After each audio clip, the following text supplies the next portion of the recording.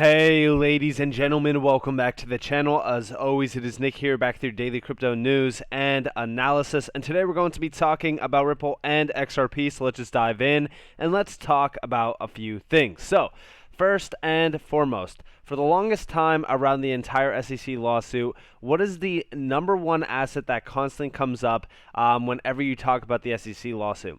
It is Ethereum. In fact, we just made a video about Vitalik Buterin basically, shaming XRP holders, XRP, and even Ripple as a company. And it's funny, right? Because, we've talked about all of the corruption around Ethereum itself, but now we are seeing Ethereum be questioned about regulatory stance. And we even do see Coinbase as well, in regards to their CEO, claiming Coinbase could shut down Ethereum staking under regulatory threat to preserve the network's integrity, the same way that we did see XRP get delisted from all mass platforms. I do believe that this is a possibility. We just recently discussed quite a bit happening around the SEC lawsuit, as well as some regulatory stances that are being taken around crypto. I think that going into, of course, around the 2023 timeframe, even by the end of this year as well, we could see regulatory clarity for the space. More so just for XRP, if you will. But I do think that once XRP does have regulatory clarity, it is going to open the doors for a lot of these tokens in this space to not only gain compliance, but also to follow in line with a regulatory framework that most likely Ripple will be working with, regulators on, which I think is the best way to go about it, because Ripple for the longest time has been a company that believed in the vision and the potential and even the power behind crypto-driven assets such as XRP. So let's actually talk about this. So I actually did tweet out, this is going back 3 days ago now, and I said, is Ethereum next? This is a clown agency, man. And it's funny, right? Because this is from Library. The SEC just announced that it is suing Dragon Chain for conducting an ICO in 2017. This is old news by now, but the reason why I bring it back up is because of Ethereum. Apparently, the 1.0 Dragon Chain network was unusable and required a huge upgrade to a 2.0 version that won't be completed until 2023. Wait a minute. For the record, we don't want anyone that is not committing fraud to be sued by the government. But if those, aren't going to be the rules, it's important the rules be the same for Ethereum as, everyone else. And yes, 100%. I do think, going back to the entire inception of Ethereum, it was in line to be considered a security. And they are going back in time now and suing Dragon Chain that held an ICO in 2017. Ethereum held one, I think it was in 2014, 2015, somewhere around that time frame. Why does Ethereum get the free pass? Why are we going after Dragon Chain? I can tell you exactly why. Because the people that are backing Ethereum as well are connected to the SEC.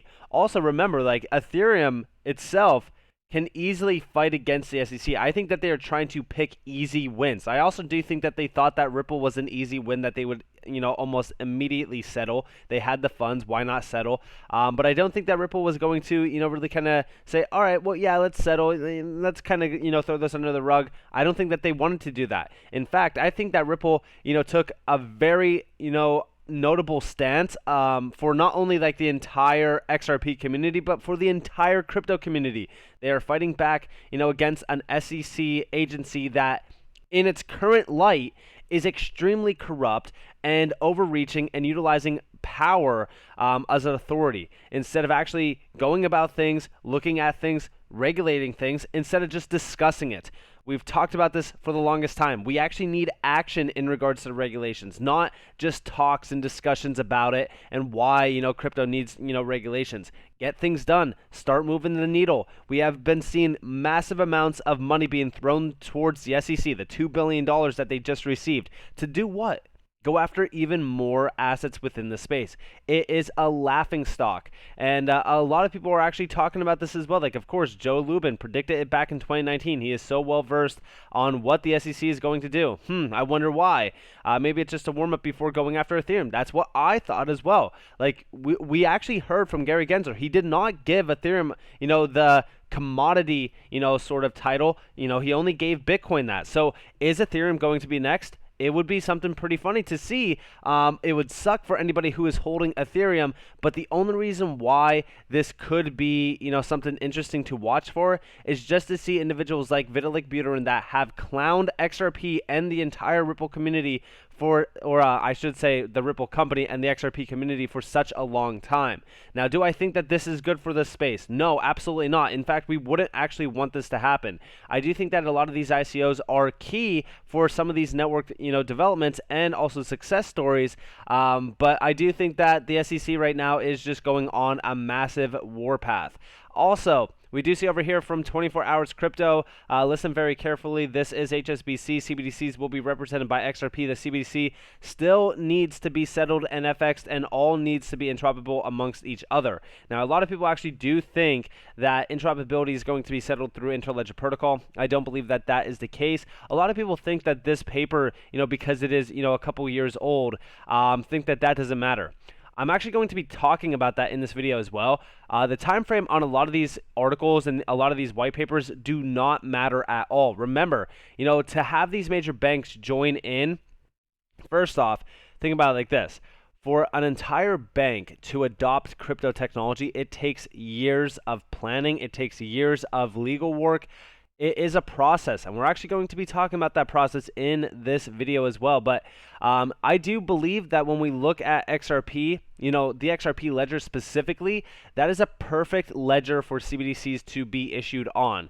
I do think that we will see, a lot more CBDCs being issued on other, DLTs.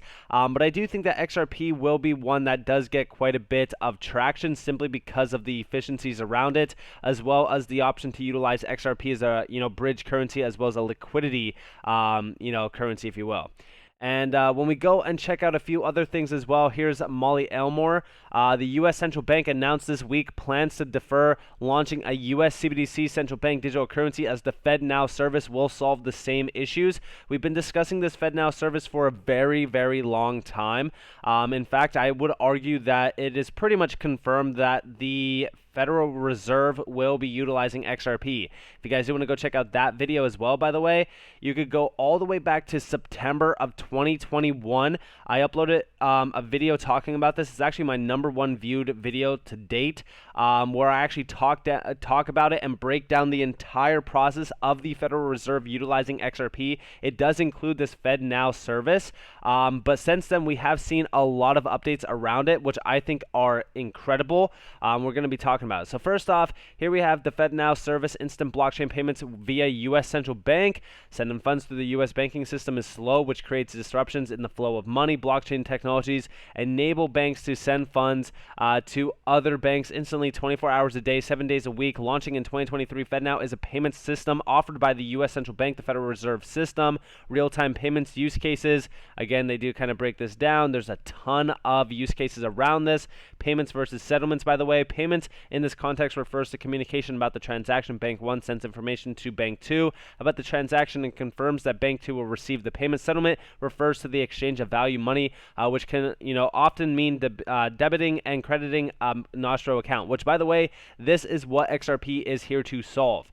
And we do see over here, August 2023, U.S. Central Bank announced plans to launch U.S. CBDC on hold as FedNow service solves most pressing payments problems. VALLANTE, Ripple partner, VALLANTE has payment system called VolPay. VALLANTE is cloud-based payments and messaging service. VALLANTE is the member of the U.S. Faster Payments Council, and you gotta remember these because this is what we are going to be watching. FedNow will replace ACH payments automated clearinghouse, which takes 2 to 4 days to settle. Now, again, Molly Elmore does break this fully down over here. I'm really kind of breaking down everything that we just read. The transactions will be 100% streamlined, and we do see down here like Ripple partner VALLANTE was selected as a participant in the FedNow pilot program, which may mean both RippleNet and VALLANTE will be part of the FedNow once it goes live in 2023. I would argue that this is the case, but it is misleading to say that FedNow is a replacement for a U.S. digital dollar CBDC, and I don't think that it is going to replace a full-on CBDC. I do think that when we talk about the CBDC itself, we will most likely still see the digital dollar being, implemented, but I do think that the FedNow service is a great service to start and begin with, and of course, like when we look at VALLANTE with Ripple, I brought this, diagram up many times on this channel. If you guys are a long-term fan of the channel, you probably recognize this image. I think that this is probably one of the most significant images out there to really kind of look at Ripple working with some of these high-tier names like VALLANTE that have been confirmed that they will be utilizing or I shouldn't say utilizing, but utilized by the Federal Reserve. and Ripple is at the forefront for settlement. Now we do see down here like central bank digital currencies could be used in FedNow, but so could any stablecoin or digital currency approved by the central bank. CBDCs are digital currencies that use smart contracts and are used directly by the central bank, which we all know about. She goes in depth a little bit more about CBDCs and the FedNow service as well. But this is what I really want to talk to you guys about. This right here from Anders. Like I said, Anderson is absolutely killing it. And this is just from 2021, by the way. There has been a lot of updates since then, which we could definitely look into. I could actually share in this video. But we do see here like Ripple client ACI chosen for Fed's pilot program, while one more exchange joins RippleNet. And then over here, we also do see Ripple client VALLANTE Technologies joins Fed Reserve's FedNow payments pilot. Now, this is where things get very interesting. So, like I said, right, we talked about a lot of this for a very long time on this channel, and we even kind of go back to March 2nd, where we did see VALLANTE Technologies launch its first unified service for FedNow and TCH RTP. Global leader in the cloud payments and financial messaging today announced that it is offering U.S. banks and financial institutions a single unified solution for the FedNow service and TCH RTP real-time payments. Now, this is going to be pretty big. Now, they don't mention, Ripple at all. All they do is kind of mention like ISO 222, which does not correlate to Ripple at all, just to kind of give you guys a quick insight. But what we do see here is that they are talking about a sandbox for testing, comprehensive training and onboarding, a rapid low-code integration to core and legacy payment systems. And then down here are a few other use cases as well, like real-time and instant payment products to market. And they also do say independent of the clearing and settlement network. And they do talk a little bit more about it, and we do see it will be easily extensible to Wire, ACH, and even Swift without requiring complex upgrades. It's funny that they don't mention Ripple here, because like Ripple is also a major name along with these other ones that it could implement to. But the funny thing is that we actually just seen a major update from this, which was this. And this is coming from digitaltransactions.net, but it is talking more so about like TCH updates.